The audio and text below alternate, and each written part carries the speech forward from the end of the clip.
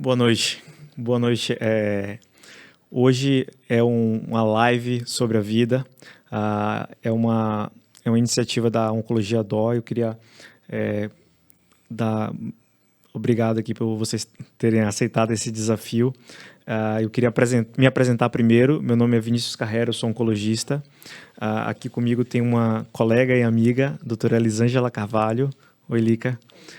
E aqui do meu lado, o colega Dr. Lucas Batista, urologista. Olá. Eu sou oncologista e Lica é radioterapeuta e Lucas urologista. A gente vai discutir hoje, conversar, bater um bate-papo sobre câncer de próstata, desde a prevenção ao tratamento. Né? A Oncologia Dó fez uma iniciativa que é a luta permanente contra o câncer e todo mês a gente vai fazer alguma ação para conscientizar algum tipo específico de câncer. Existe o Outubro Rosa, o Novembro Azul, cada mês a gente vai fazer uma atitude educativa, né, nesse sentido. Então, esse mês, como é o Novembro Azul, a gente vai bater um papo sobre de onde veio o Novembro Azul, por que é importante o homem se cuidar.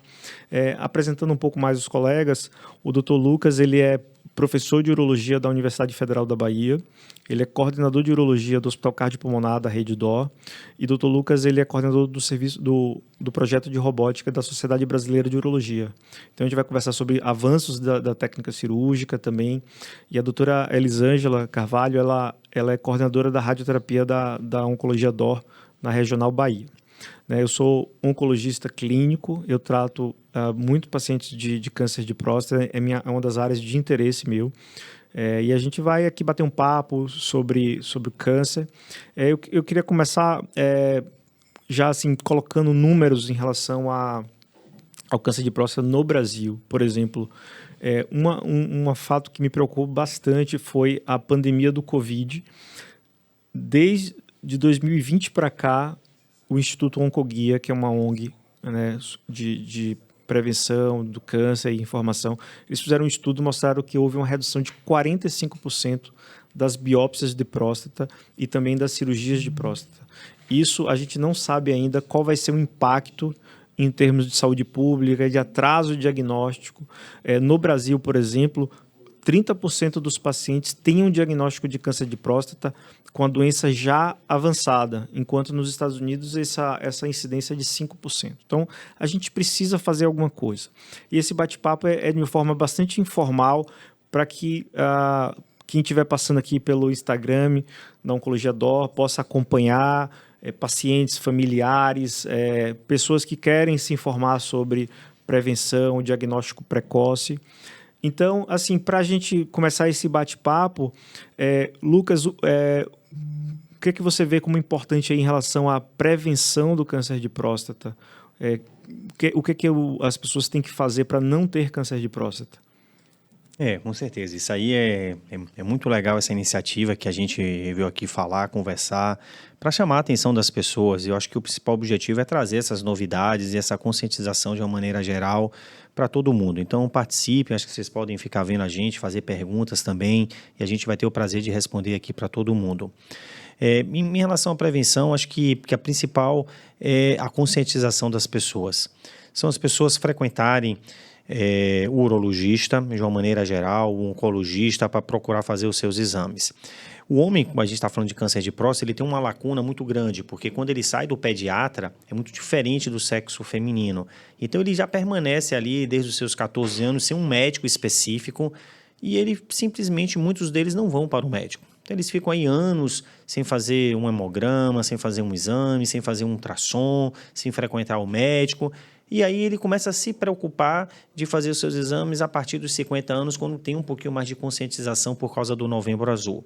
O que a literatura informa, então, é que aquelas pessoas que têm acima de 45 anos de idade e que têm história familiar de um parente de primeiro grau com câncer de próstata, já tem que começar a fazer seus exames e ir para o urologista.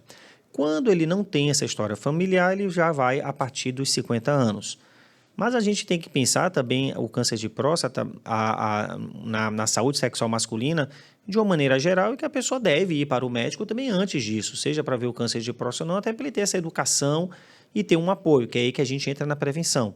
E hoje a prevenção é uma prevenção, na verdade, de a pessoa ter uma boa saúde, ou seja, ele fazer atividade física, não engordar, se alimentar de uma maneira ideal, comendo mais vegetais, evitando mais gorduras, muita carne vermelha. Então, o que os estudos dizem é que isso traz uma certa prevenção para as pessoas se ele conseguir manter uma boa saúde. E lembro que não apenas do câncer de próstata, mas de uma maneira geral. Isso diminui risco cardiovascular, de outras doenças também. Então, a pessoa está se protegendo de uma maneira geral. Hoje, eu acho que em câncer, a questão de hábitos de vida, né, ela é muito premente, né, está muito em evidência.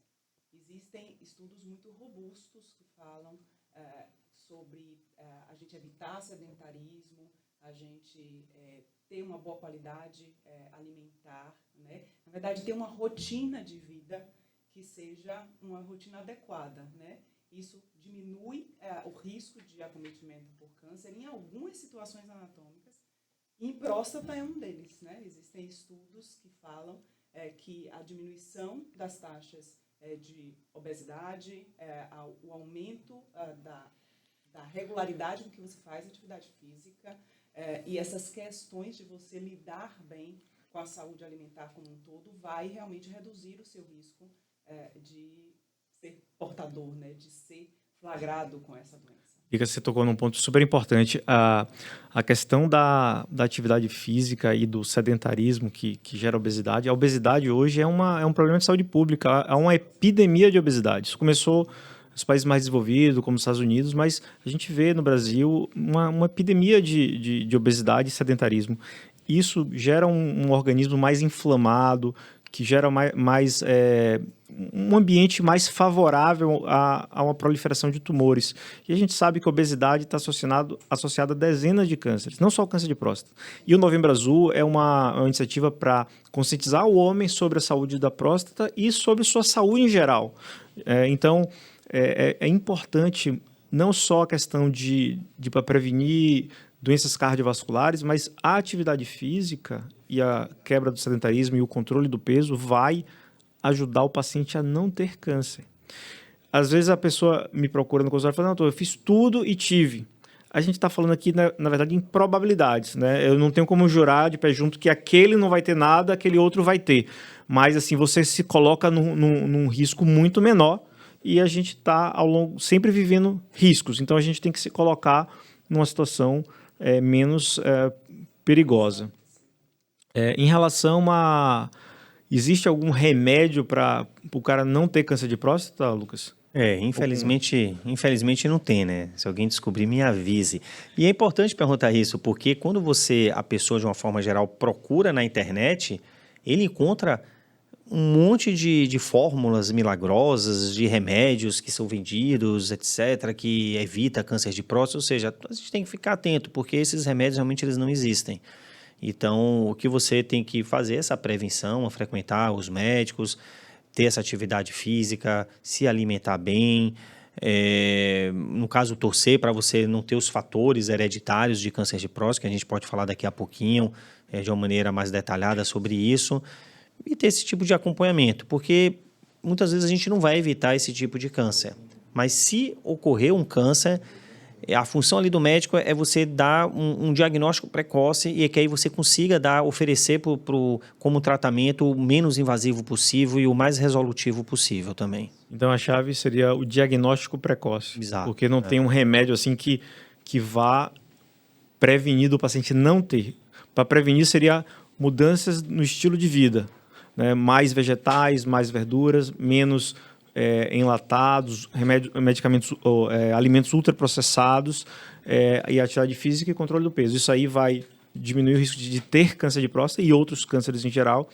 E você tem que fazer aquele acompanhamento para que você descubra precocemente caso tenha. Você percebe ainda, Lica, algum preconceito dos homens ainda? Você ouve isso dos homens fazerem o exame? A gente lida, na verdade, particularmente com a população de câncer de próstata, uma população mais idosa, né? E isso por si só acaba fazendo com que a gente ainda flagre muitos pacientes que têm receio de ir ao urologista, que se sentem melindrados em fazer o exame de próstata, né? Eu acho que isso é algo que as gerações mais atuais, elas têm menos, né? A gente hoje percebe homens de 45 anos, com história familiar, que procuram o seu urologista, né? Homens que vão muito mais ao médico por qualquer outro motivo, inclusive por prevenção da sua saúde. Então, eu acho que nas próximas gerações, a gente vai ter um pouquinho de mudança desse ponto. Mas os pacientes já mais para os 70, 75, a gente, de vez em quando, parece né, que aos 70 anos de idade nunca fez um exame, né, de PSA, nunca foi ao urologista, nunca se preocupou com isso, e por uma eventualidade, porque foi a um cardiologista, porque foi a algum outro médico, por algum outro sintoma real, foi pedido um exame de laboratório e foi visto um PSA alterado. Mas isso eu acredito realmente que esteja havendo uma mudança de paradigma. Eu acho que as pessoas um pouquinho acima da nossa geração, né? Nossa geração, hoje a gente se cuida, a gente vai mais ao médico. Eu acho que a gente vai conseguir, na verdade, dar o diagnóstico mais precocemente, um pouquinho no futuro um pouquinho mais próximo. O que me chama a atenção, há uns 4 anos atrás, eu participei de uma campanha em uma ONG, de um colega urologista que faz um trabalho lindo no Centro Espírita, de fazer um rastreamento populacional da população carente que tem uma dificuldade de ter acesso aos serviços de saúde. E eu fiquei assim impressionado, assustado com a quantidade de pacientes que estavam fazendo ali a avaliação da próstata pela primeira vez, com 60 anos, 65 anos. Então, realmente, essa questão das gerações, a gente tem que entender que cada geração tem o seu pensamento, tem as suas convicções, e a gente tem que saber como essa mensagem chegue nessas gerações também, para que a gente não aconteça o pior de o paciente ter um diagnóstico não na fase precoce. Eu vi um trabalho da Sociedade Brasileira de Urologia mostrando que aproximadamente mais de 50% dos pacientes que teriam idade para fazer o toque retal, na verdade não fizeram, seja por questão de preconceito, dificuldade de acesso. Lucas, como é que está hoje, como é que você vê no seu consultório hoje o paciente, ele chega querendo fazer o toque ou ele procura por uma alternativa? E como é que você vê o acesso ao screening populacional, rastreamento populacional no Brasil como um todo, no SUS? Você vê diferença de acesso, dificuldade de acesso? Assim, quando o paciente vai no consultório, seja no meu consultório de convênio privado, ou até mesmo no consultório do Hospital das Clínicas, que é um consultório que é um serviço do Sistema Único de Saúde, a gente tem um grande viés, porque o paciente ele já vai ali já meio que pronto para fazer o toque, para ser submetido àquilo. Então, geralmente não tem uma resistência tão grande nisso daí. O que você falou é muito interessante, eu tenho até alguns dados, né, que teve agora um trabalho recente da Sociedade Brasileira de Urologia, a qual faço parte, né, em que ele pegou dados do IBGE e esses dados, as pessoas, os homens de 50 a 74 anos, existem cerca de 22 milhões e meio de pessoas nessa faixa etária, que eram para fazer o PSA. Isso a nível Brasil, obviamente. E na Bahia é 1,5 milhão de pessoas. Só que desse montante de pessoas, apenas 25% das pessoas fizeram o PSA em 2021, até o final de 2021, e 18% fizeram o PSA, o exame da dosagem do PSA na Bahia. Ou seja, a Bahia foi menor do que a nível Brasil. Ou seja, todo o resto dessas pessoas não foi quantificado pelo CIASUS, que é o Sistema de Informação Ambulatorial, que fizeram o PSA. Ou seja, a gente tem uma quantidade enorme.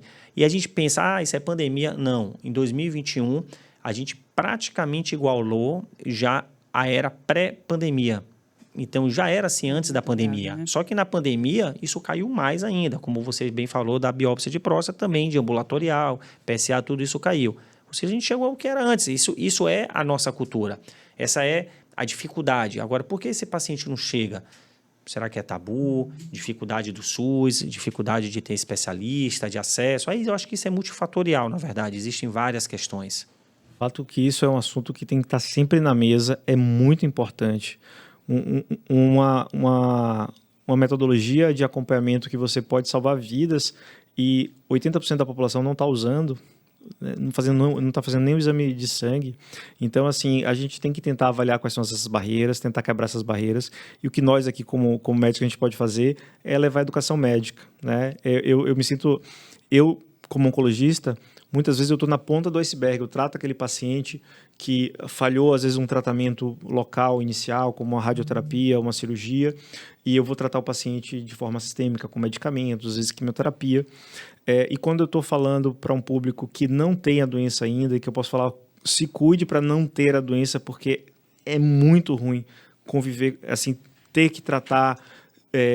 apenas para controlar, sendo que a gente podia ter eliminado a doença antes, porque em fases precoces é mais de 90% de chance de cura.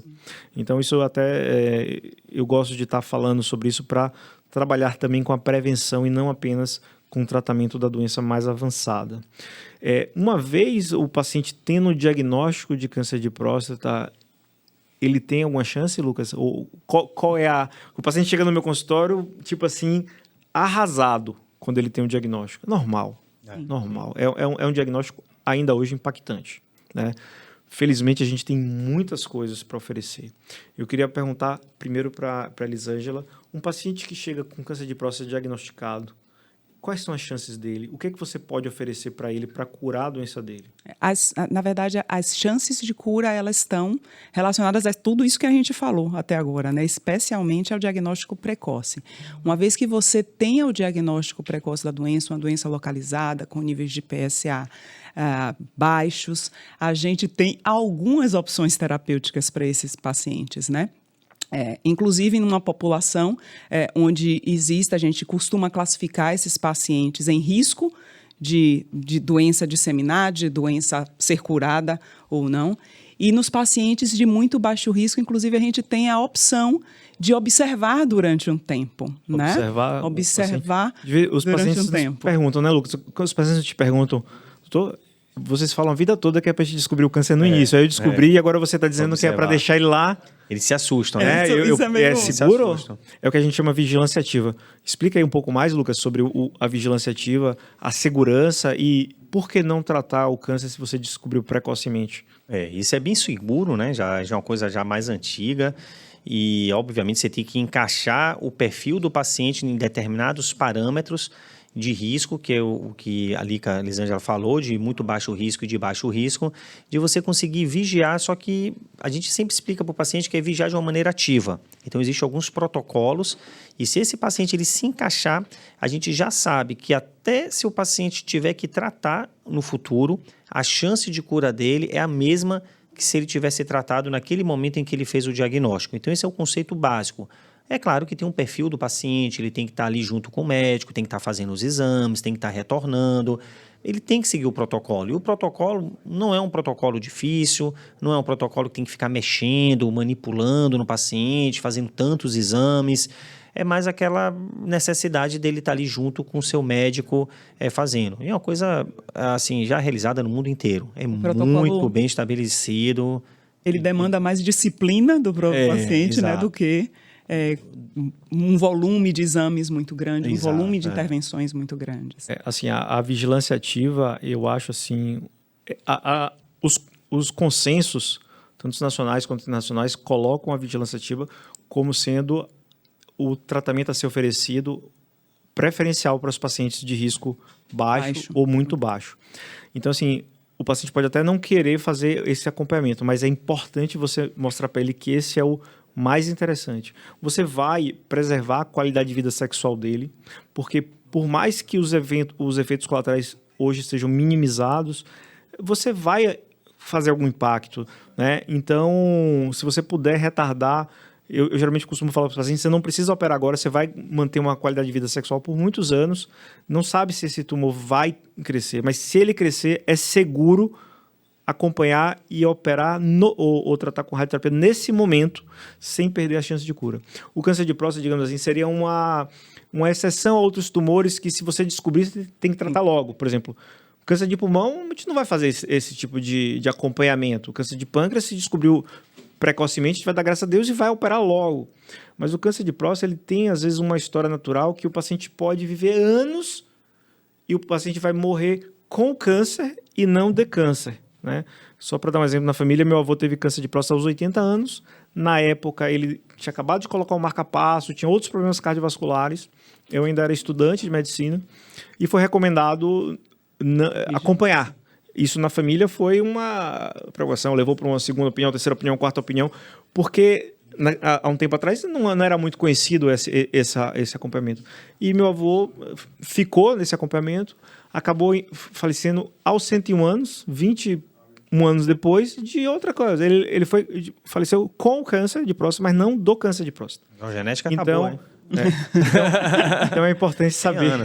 100 anos. Então é importante saber que você não tem como comparar o paciente não pode comparar o seu câncer com o câncer do vizinho, porque pode ser um câncer de próstata, mas tem muitas nuances, tem muitas diferenças, como a Elisângela falou das caixinhas, das categorias de risco. Então é isso. Em relação aos tratamentos de radioterapia, como é o tratamento da radioterapia? Para o paciente entender, ele vai ficar radioativo, ele vai poder chegar em casa, ele vai poder ficar com a família. Isso é uma grande dúvida, né? Eles perguntam isso, né? Não. E perguntam se vai doer, se vai queimar. Isso aí, geralmente, alguns médicos perguntam se vai queimar, né, por dentro. Explica um pouco mais o tratamento. O tratamento da radioterapia, ela é feita de uma forma invasiva, é um tratamento não invasivo com o uso de raio-x, né, que é de uma intensidade, na verdade, maior do que o de raio-x diagnóstico e, portanto, é indolor, né? O tratamento não dói, não queima a superfície, né? A gente tem que ter cuidados relacionados a como a gente vai fazer a radioterapia desses pacientes. Ele é um tratamento que ele é feito em dias seguidos, né, em sessões diárias, em dias úteis seguidos. E, dependendo também do risco, da dose que a gente vai precisar fazer, existem tratamentos que a gente pode estabelecer como tratamentos em 4 semanas, né, do ponto de vista curativo, ou tratamentos mais longos, em até 8 semanas. Cada uma das sessões demora 5 minutos, 10 minutos. E, mais uma vez, é indolor. Né? A gente tem que ter alguns cuidados que a gente toma na hora de classificar esse paciente, na hora de fazer o plano de tratamento, né? Mas é um tratamento extremamente seguro do ponto de vista médico, né? E com taxas curativas muito altas. E quando o paciente faz a radioterapia na próstata, ele vai ficar impotente, incontinente? Porque quando o paciente chega no meu consultório com câncer de próstata, a primeira, a segunda e a terceira preocupação é potência, potência, potência. Depois se vai ficar vivo, mas a potência é realmente uma coisa muito importante para o homem. E assim, os tratamentos para próstata podem atrapalhar essa questão. Não Sim. necessariamente. A radioterapia deixa o paciente impotente? A radioterapia ela pode ter, sim, impacto na potência sexual dos pacientes e, geralmente, a diferença da radioterapia para os tratamentos com cirurgia, né, é que esse impacto ele é menos agudo, ele é um impacto mais tardio. Então, a gente pode ter, na verdade, uma perda de potência sexual relacionada ao tratamento em até 1 ano e meio, 2 anos depois que a gente termina essa radioterapia. Então, tem sim impacto. É claro que a gente precisa considerar que, tanto do ponto de vista de tratamento cirúrgico quanto de radioterapia, ter a impotência, a impotência pode ser deflagrada por multifatores, né? Por outras coisas. Então, pacientes diabéticos, pacientes obesos, pacientes hipertensos, pacientes que já têm algum comprometimento de sua potência sexual, eles são pacientes que têm um risco aumentado de que essa impotência realmente se estabeleça. Mas a grande diferença real, quando a gente olha do ponto de vista numérico, eles são muito parecidos, inclusive, né? O quanto que uma cirurgia pode impactar na potência e o quanto a radioterapia pode impactar. A diferença é que a cirurgia geralmente tem um impacto mais agudo e a radioterapia ela pode se estabelecer ao longo de um período que a gente vai observar esse paciente. Lucas, fale um pouco sobre a cirurgia em relação à questão de potência, continência. Os pacientes realmente ficam... Hoje eu fiz uma palestra numa empresa sobre Novembro Azul, prevenção, diagnóstico e tratamento precoce do câncer de próstata. E depois a gente teve uma sessão de perguntas e um bate-papo. E assim, a maioria das perguntas eram em relação à questão da potência após a cirurgia e um conceito de que o paciente ia ficar totalmente impotente, como se isso fosse uma certeza. Você vê isso dos pacientes e o que você pode dizer da evolução dos tratamentos e como é que é hoje o paciente para esperar após uma cirurgia da próstata? Perfeito. Inicialmente, vou falar um pouco da evolução, né? Até dando o meu exemplo. Tenho 23 anos de formado, que quando eu me formei, nesses 23 anos, eu só fazia a cirurgia aberta, era apenas a cirurgia aberta. Logo depois veio a cirurgia laparoscópica, que já foi tipo um boom, né? Ela cresceu até mesmo para a cirurgia da próstata. E nos últimos anos, a partir de 2010, mais ou menos, começou a cirurgia robótica, que todo mundo fala. Com a evolução dessa cirurgia, houve alguns acréscimos, algumas novas técnicas, novo entendimento da anatomia da próstata e alguns resultados eles começaram a melhorar de uma maneira geral, não apenas na cirurgia laparoscópica, robótica, mas até mesmo na cirurgia aberta por causa desses entendimentos anatômicos que envolvem nervo, uretra, vasos ao redor da próstata. Então, hoje o que se pode dizer em relação à potência é que o avanço dessas técnicas, elas conseguem permitir que o cirurgião enxergue melhor, pelo menos ele sente uma confiança, uma nitidez, movimentos, uma destreza maior para fazer aquela cirurgia. Ele consegue respeitar melhor a anatomia, as fáscias. E o que os estudos são um pouco duvidosos, mas alguns dizem, e pela própria experiência do cirurgião que acaba operando muito, mostra que o paciente ele consegue ter uma recuperação mais precoce, tanto da potência e da continência urinária. Agora, tudo isso é muito importante, e aí sim o médico tem que falar muito bem com o paciente, é que, como o Elisângela já falou muito bem, isso é multifatorial. Você tem que analisar o paciente, como é que é a potência dele antes. Se o paciente já tem uma potência que não é muito boa, ele já toma remédio, ele já tem falhas, não consegue manter a ereção, ele tem um coito sexual e durante o coito ele tem uma detumescência, ou seja, o pênis começa a amolecer, e você vai submeter um paciente desse a uma cirurgia, por mais preservadora que esse paciente tenha, seja essa cirurgia, ele vai perder um grau de potência razoável. Ele vai ter que ficar dependente realmente do medicamento. Outra é que você tem que analisar a anatomia do paciente por meio de exames como a ressonância, se esse tumor ele está invadindo a próstata por fora da próstata, que chama cápsula, tecido por fora, porque aí você sabe que você tem que ampliar uma margem de segurança, você tem que aumentar ali 3, 4, 5 milímetros, 1 centímetro de tecido, e nesse aumento desse tecido você vai lesionar um pouco mais de tecido, vai lesionar um pouco mais de nervo. E aí você, de repente, não pode preservar um lado, não pode preservar o outro lado. E aí vai ver se o paciente é obeso. Enfim, tem uma série de questões que tem que ser muito bem avaliadas. Às vezes a pessoa fica nesse questionamento ou que ele vai perder. Eu, como faço muita parte da cirurgia robótica, muitos pacientes chegam no meu consultório achando que a cirurgia robótica vai salvar a potência do paciente como se fosse um passe de mágica. E eu explico para ele muito cuidadosamente que não é aquilo, que a gente tem que avaliar a anatomia, o tumor, como é que está a potência dele antes. Então, é importante o paciente ter esse tipo de informação, até para que ele consiga decidir melhor sobre o seu tratamento. A função do médico não é ele simplesmente ir lá impor e decidir, ele tem que compartilhar a decisão com o paciente para informar qual o melhor procedimento, qual a sua taxa de cura, suas possíveis taxas de complicações, o que vai acontecer antes, depois, quais são as outras formas de tratamento também. Então, o médico tem que ajudar o paciente e os parentes dele, é isso daí. É muito interessante isso porque a quantidade de pacientes, não sei se vocês têm isso, mas a quantidade de pacientes de próstata que eu recebo com a esposa é impressionante. Isso eu fico muito feliz, porque a parceria ali já ajuda bastante o paciente. Então, eles vão muito frequentemente com as esposas, às vezes com a irmã, mas tem algum ali, alguma acompanhante feminina para dar um apoio para o paciente, para também ouvir, para estar ali apoiando ele. Isso é muito importante na recuperação dele também. Esse assunto que você tocou é muito importante. Eu percebo que quando há um alinhamento de expectativa entre o médico, o cirurgião e o paciente, isso geralmente costuma ter um pós-operatório mais tranquilo para o paciente. Ele sabe que ali nos primeiros meses vai ter um pouco mais de dificuldade e que ao longo de um ano ele vai ter a sua melhora e sabendo que pode ter essa perda, etc. Mas o paciente que ficou realmente com a disfunção erétil tem alguma solução para esse paciente? Tem, aí você tem toda uma questão de protocolo de recuperação. Primeiro, o tempo de recuperação. Diferentemente da radioterapia, a cirurgia é uma coisa mais aguda, como a Elisângela já falou. Então, assim, se opera, o paciente vai perder a ereção.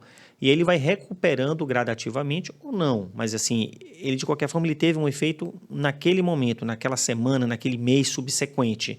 E aí a gente vai tentar tratar ele e batalhar. Para ele tentar melhorar, que a depender de como foi a cirurgia, de como era antes, você vai saber se ele, até onde esse paciente vai. Mas seguindo um protocolo, primeiro você vai iniciar com tratamento medicamentoso, que aí você vai explicar para o paciente, vai ver questões de contraindicação ou não de ele usar aqueles medicamentos. Existem depois também terapias com substâncias intracavernosas, ou seja, que o paciente com agulha bem fina, e o médico a gente ensina ele a fazer uma aplicação no pênis antes da relação sexual. Existem terapias que têm um conceito meio dúbio de que massagens, etc., que pode alguma coisa melhorar, mas isso a gente acaba não utilizando muito, mas eu comento isso porque às vezes as pessoas ouvem, então para até a pessoa entender que isso não melhora muito.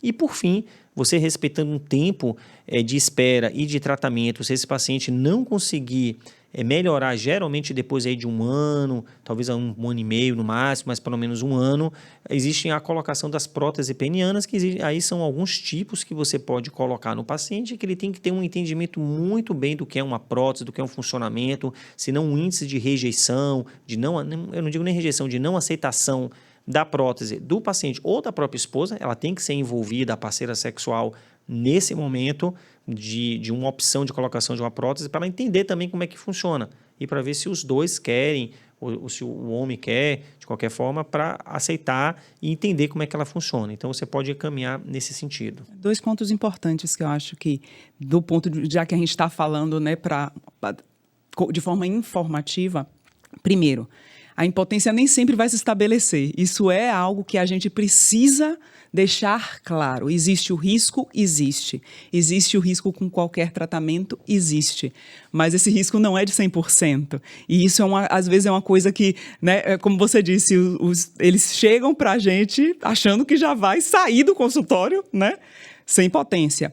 E o outro ponto é que existe tratamento. Então, nem sempre a potência estabelecida, a impotência que está estabelecida, ela é permanente, né? Então, a gente tem que andar nesse meio termo. Nem todo mundo vai ficar impotente. Dos que ficarem, a gente ainda tem como tratá-los, né? Então, eu acho que isso é um ponto que é muito importante da gente deixar muito claro, né, aqui nesse bate-papo. Perfeito. Outra coisa interessante que, às vezes, os pacientes não sabem, é comum hoje em dia ter um envolvimento dos colegas que tratam o câncer de próstata para tomar decisão junto com o paciente de forma conjunta. Por exemplo, o paciente que tem um diagnóstico de um câncer de próstata inicial, muitas vezes ele passa num cirurgião, ele passa num radioterapeuta, ele passa num oncologista e ele fica meio atrapalhado. Um quer fazer cirurgia, outro quer fazer radioterapia, o oncologista está em cima do muro. Então, o ideal você ter uma equipe coesa, uma equipe que você tenha reuniões semanais para discutir aqueles casos em que envolve a multidisciplinaridade, porque cada um tem sua expertise. O cirurgião tem uma expertise, o radioterapeuta tem outra expertise, o oncologista tem outra, e a gente junta e você consegue fazer um tratamento mais personalizado de acordo com as expectativas do paciente, de acordo com aquele caso específico. Então, eu vejo que quando tem esse envolvimento multidisciplinar, os resultados, não só oncológicos, como de satisfação e de melhora dos efeitos colaterais, isso aí ajuda bastante. E até a participação do próprio paciente ou das suas companheiras, dos seus companheiros envolvidos, né, naquele tratamento, ela é mais segura, né? A partir do momento que você tem informação de outras especialidades, você acaba tendo como ter uma ideia real do que é que você espera daquele tratamento e ajuda a gente também a decidir, né? Eu acho que isso é uma coisa importante também. É comum ter essa... Antigamente era mais frequente ter o médico atendia o paciente e não queria dividir com o outro, mas é importante você ter essa troca, né? Porque hoje a gente tem vários tratamentos para o câncer de próstata. E quando o câncer de próstata ele volta, Lucas, você fez a cirurgia e ele volta. Isso é comum? Por que acontece isso? E como é que a radioterapia pode lidar com esses casos? Eu digo assim que às vezes o câncer de próstata ele tem mais de uma chance de curar. Então você tem ali aquela sua expectativa de curar, a doença volta, você ainda tem uma segunda chance de curar. como é que você lida com quando o paciente volta à doença? Como é que você descobre que a doença voltou? O que o paciente pode fazer depois disso? Como é que... Eu sempre cito o exemplo para o paciente que qualquer tipo de câncer que ele faça o tratamento, ele precisa de um acompanhamento, que a gente chama do segmento. Então, ele tem que estar muito consciente disso, porque, às vezes, o paciente ele pergunta para mim, eu tirei a próstata, como é que eu vou produzir o PSA novamente? E eu explico para ele que o acompanhamento desse segmento, inicialmente, é apenas na realização de um exame de sangue, que é o PSA. E cito o exemplo, se ele opera de um câncer de mama, intestino, fígado, seja qual for a pessoa, o sexo, que ele precisa fazer um acompanhamento com aquele seu médico. E a próstata é a mesma coisa. A gente consegue dizer o risco que esse tumor pode voltar ao longo da vida, de acordo com a característica que o tumor mostrou. Quando você tira o tumor, você manda para a anatomia patológica, ou então a biópsia, caso ele faça uma radioterapia, ele vai dizer como é que é aquela característica do tumor. E mediante essas características, você vai saber se esse tumor é mais ou menos possível dele voltar no futuro, e o paciente tem que estar consciente disso. Às vezes, por exemplo, quando você faz uma cirurgia e você vê que é um paciente que tem um risco alto, é um tumor que invadiu a margem que você ressecou, que ficou comprometida, alguma estrutura ali que está do lado da próstata, você vai avisar para o paciente, infelizmente, esse tumor que é um pouco mais agressivo, mas você continua ainda sendo uma pessoa que dá para curar. A gente só tem que ficar de olho, porque quando o seu PSA começar a aumentar, a gente vai reinvestigar, vai reestadiar e, muito possivelmente, a gente vai encaminhar você para o radio-oncologista para fazer uma radioterapia, que os pacientes falam muito que é a radioterapia de resgate, né? É o termo que gosta de usar, e que você vai fazer aquela radioterapia para resgatar, vamos dizer assim, o tumor e matar aquela célula pequenininha que ainda está crescendo. E é exatamente aí que entra o que vocês estavam falando, que nesse tipo de paciente, que é aquele paciente muitas vezes que tem um tumor que é um pouco mais agressivo, que está se espalhando um pouco mais, é que a medicina multidisciplinar, o paciente ele vai ganhar mais. Porque esse paciente ele já viu um oncologista, ele já viu um radio-oncologista, você já conversou, já discutiu o caso dele. Antes de operar, o paciente já está sabendo que a chance dele de fazer um tratamento complementar é o normal para ele, é o esperado para ele. Então, ele não fica ali desiludido que ele operou e que um tumor voltou, porque ele já sabe que tem uma chance maior. Mas mesmo se ele voltar, ele vai fazer um tratamento que não vai curar e que ele vai ficar vivo durante muitos e muitos anos com uma qualidade de vida muito boa. Então, essa conversa, ela tem que ser realizada no diagnóstico do paciente. O paciente, ele ganha com essa conversa. E, mais uma vez, o cuidar se torna essencial, né?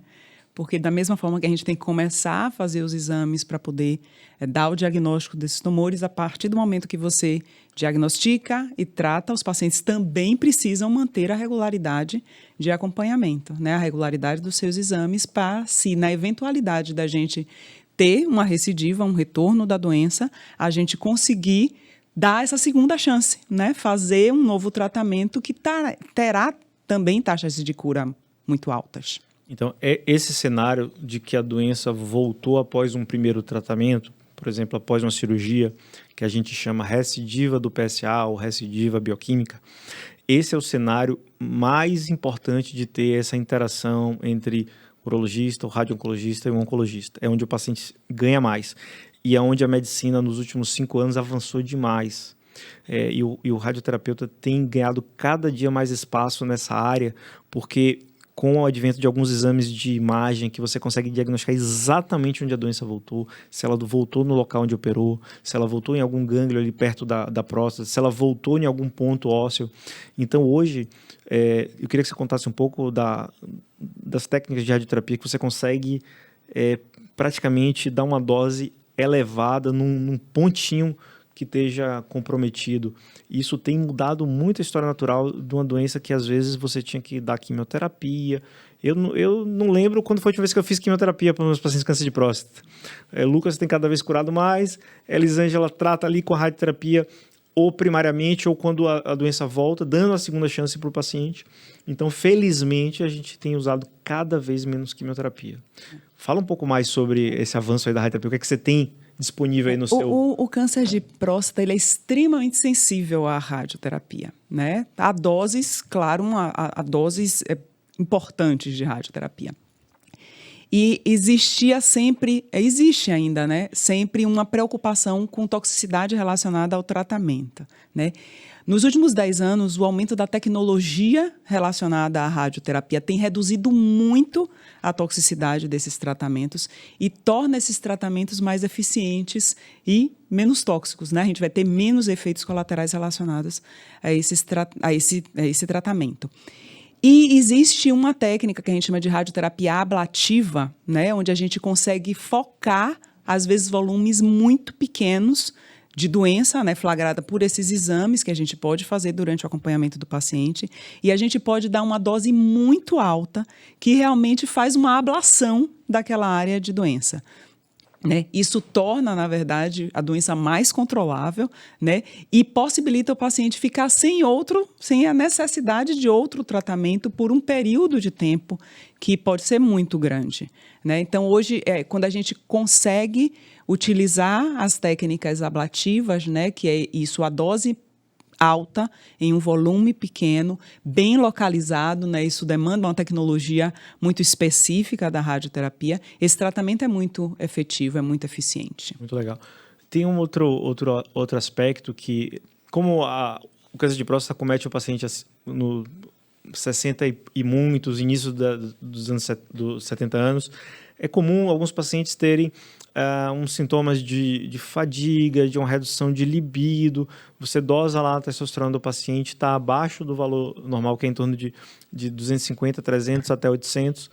E esse paciente, ele te pergunta se ele pode suplementar, fazer uma reposição de testosterona, sendo que ele teve um câncer de próstata, que ele foi tratado do câncer de próstata. Tem que colocar na sua cabeça que é completamente seguro, se você conseguir encaixar o paciente nesses parâmetros, que ele faça uma reposição hormonal. Esse paciente, a gente já sabe que não tem porquê, hoje em dia, ele permanecer sem testosterona, provoca uma série de problemas de diminuição de massa muscular, de diminuição de massa óssea, depressão, irritabilidade, fogacho, fadiga, cansaço. Aumento de risco cardiovascular. Aumento né? de risco cardiovascular e por aí vai. Assim, é muita coisa assim. Realmente é interessante que a gente reponha esses pacientes. O consultório a gente acaba fazendo muito hoje em dia a reposição hormonal em níveis fisiológicos, obviamente. E o paciente ele só falta te abraçar agradecendo. Ele abraça, ele só aperta a mão, vai mulher, família, agradecer, porque a gente não imagina como faz falta a testosterona no nosso corpo. E às vezes a pessoa acha que é só a parte sexual. E a gente fala, não é a parte sexual. A função da testosterona principal não é ereção, não é atividade sexual. Porque muita gente chega no consultório querendo a testosterona, achando que vai tratar a disfunção erétil. E não é isso daí. Então, você tem que orientar o paciente que a sua meta ali, o goal ali que você está fazendo, não é ele ter mais ereção, ter mais penetração, ter mais capacidade sexual. Então, eu costumo muito conversar com os pacientes sobre isso, dizendo que testosterona é o hormônio da vitalidade, né? Então, a gente perde realmente qualidade de vida quando a gente está em hipogonadismo, né, com a testosterona baixa. E isso é válido para homens. A gente está conversando sobre o Novembro Azul, mas é válido para mulheres também.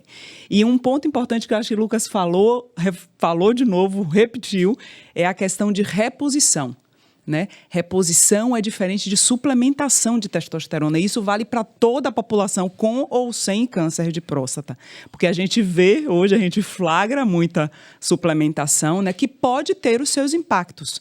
Né? Mas uma vez que o paciente tenha uma baixa de testosterona diagnosticada e tenha a necessidade, inclusive clínica, por causa dos seus sintomas, de repor essa testosterona, ela pode ser feita de uma forma segura. Para colocar ela no nível normal. No nível fisiológico e não suplementado, nível, né? E não acima daquilo. Exato. Isso é importante frisar porque tem uma epidemia de pessoas que querem é por isso que manter níveis, ser um super-homem, etc. Isso aí é muito perigoso. Suprafisiológicos, né? Exato. E assim, eu, como sou oncologista clínico, lido muito com pacientes em que houve falha do tratamentos iniciais ou pacientes que já descobriram a doença mais avançada ou era uma doença extremamente agressiva e que a doença saiu da próstata e foi para outros lugares. É o que a gente chama de metástase. O lugar mais comum são os ossos. Assim, tipo, dos pacientes que têm metástase, 90% chega a ter em algum momento da vida metástase óssea. Então, Hoje a gente tem vários tratamentos para o câncer de próstata avançado. E eu lembrei disso porque a gente está falando de reposição de testosterona. Nesse momento que a doença é mais agressiva, aí a gente muda a chave e o objetivo é reduzir a testosterona. Por isso que tem essa dificuldade, às vezes, de entender que depende em que fase a doença está. Se é uma doença que voltou e que tem uma metástase, você não pode dar testosterona, você tem que reduzir. 90% da testosterona é produzida pelo testículo e tem uma produção pequena pelas suprarrenais. Então, você, antigamente, há muitos anos atrás, você só dispunha de um tratamento cirúrgico. Você tinha que tirar o órgão que produzia a testosterona, no caso, o testículo. Isso é muito radical. Assim, não que seja uma cirurgia grande, mas do ponto de vista emocional e de impacto é grande. Hoje tem medicamento que são medicamentos injetáveis de depósito que reduzem a produção de testosterona pelos testículos. Então, a testosterona cai assim, 80%, 90% e você consegue controlar muito bem essa doença. Diferente de outros cânceres como pâncreas, pulmão, que você tem que fazer quimioterapia, aqui você faz essa manipulação hormonal de bloquear os hormônios e você tem respostas muito, muito, muito boas.